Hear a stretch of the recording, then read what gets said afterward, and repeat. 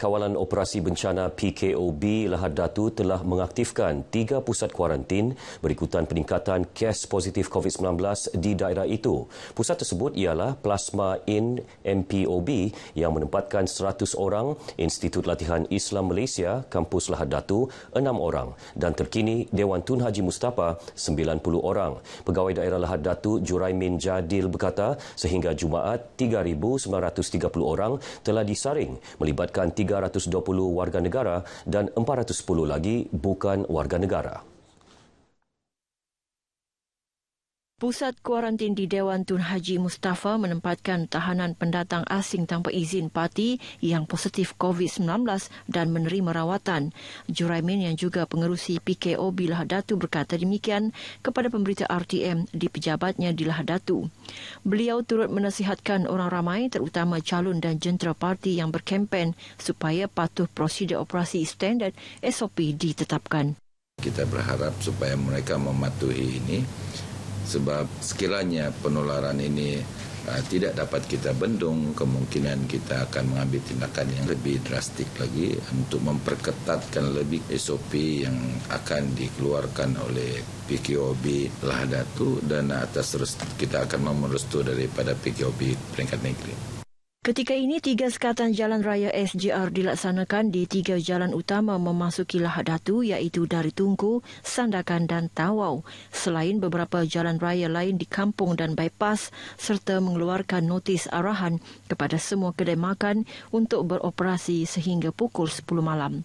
Sekiranya kes positif terus meningkat, pihaknya akan memohon Perintah Kawalan Pergerakan diperketatkan PKPD dilaksanakan di Lahadatu.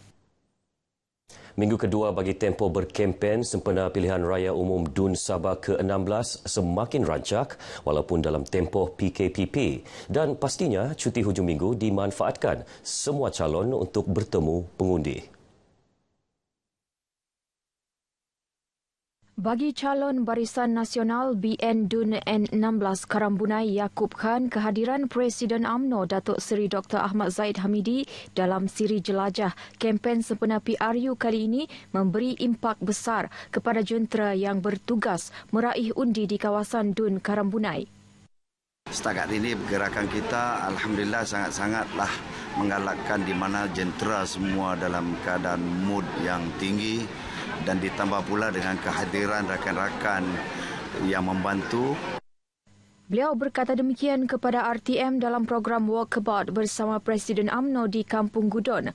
Sementara itu, calon warisan PLAS bagi DUN Darau, Datuk Azhar Matusin berkata cabaran berkempen ketika musim PKPP dengan mematuhi SOP yang ditetapkan tidak memutuskan semangat beliau untuk berjumpa pengundi. Saya memastikan bahawa kita tidak leka, walaupun sokongan itu saya nampak kuat. Saya masih tidak berpuas hati dan kami akan terus berusaha untuk meyakinkan rakyat. Bagi calon LDP DUN Pantai Manis, Mazreka John menyatakan komitmennya untuk membangunkan sektor pelancongan di kawasan berkenaan sekiranya diberi mandat oleh rakyat. Sementara itu, calon PBS bagi DUN Limbahau, Datuk Joni Mositun pula mahu parti politik yang bertanding tidak memainkan sentimen perkauman dan kenegerian. Ini kerana katanya budaya itu tidak diterima di Sabah kerana rakyat negeri ini meskipun berbilang kaum dan agama sentiasa hidup harmoni menerusi toleransi kaum. Tempoh berkempen bagi pilihan raya umum DUN Sabah ke-16 akan berakhir 25 September ini dan hari pengundian akan berlangsung 26 September. Isu remeh tidak sepatutnya merencatkan integrasi nasional. Sebaliknya, semua rakyat perlu memahami sejarah penting 16 September sebagai tarikh keramat kewujudan Malaysia. Perpaduan kaum di Sabah amat unik kerana perbezaan agama dan kaum tidak menggugat keharmonian, sebaliknya menjadi identiti Malaysia. Bersandarkan keunikan itu, tidak hairanlah ramai penduduk bukan asal Sabah yang merasa negeri ini umpama kampung halaman mereka sendiri. Pendidikan yang pada asasnya kita untuk menerapkan pemufakatan, kesamarataan, saling hormat menghormati kan. Jadi benda ni bila saya masuk dalam keluarga saya, keluarga saya yang Islam, dari bersama dengan anak-anak yang bukan Islam, jadi hubungan antara keluarga ini telah boleh dibawa oleh anak-anak ke sekolah. Ke sekolah, maksudnya penerimaan agama, penerimaan bangsa, penerimaan antara kaum sangat tinggi di Sabah. Sabah salah satu daripada negeri yang boleh dicontohi, diteladani kerana walaupun kita mempunyai etnik 36 etnik di negeri ini, tetapi kita tak pernah dengar ada persengketaan di antara etnik, pergaduhan besar, tumpah darah di kalangan etnik walaupun mereka datangnya daripada pelbagai latar belakang, bahasa yang pelbagai lah. Saya nampak di integrasi di Sabah memang bagus sebab semua tidak kira bangsa, tidak kira kaum, semua boleh berkumpul, bercerita, bekerjasama dan share apa-apa pengalaman. Regimen 516 Askar Wataniah menyumbangkan sebuah pondok menunggu berbumbung yang menelan kos lebih RM10,000 untuk sekolah kebangsaan SK Bahagia di Tawau. Ia bagi membantu mengurangkan kerisauan ibu bapa terhadap keselamatan anak-anak mereka.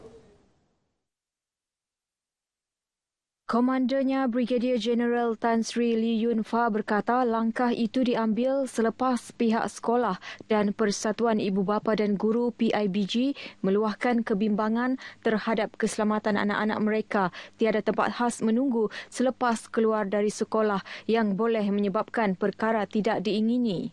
Walaupun sekolah di bawah lindungan kerajaan, banyak fasiliti yang kecil ni perlu diatasi untuk ibu bapa bekerjasama.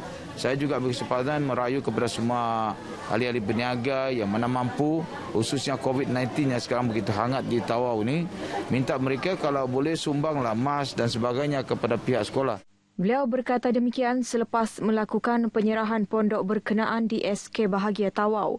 Sementara itu, Yang di-Pertua PIBG SK Bahagia, Razikin Suratman menzahirkan penghargaan atas sumbangan tersebut. Beliau menyifatkan sumbangan tersebut sebagai tepat pada masanya dengan situasi semasa wabak COVID-19 yang berlaku ketika ini bagi memastikan murid-murid mendisiplinkan diri dengan tidak berada di kawasan luar. Sebab dia sangatlah bermanfaat untuk kami. Akibat daripada COVID ni, kita kena menjaga jarak. Jadi setiap anak-anak ni dapat berlindunglah di bawah panas. Sebelum ni kita tahu yang anak-anak ni selalu berlari-lari ke mana sini kan semua. Tapi alhamdulillah sekarang ni dikumpulkan di sini.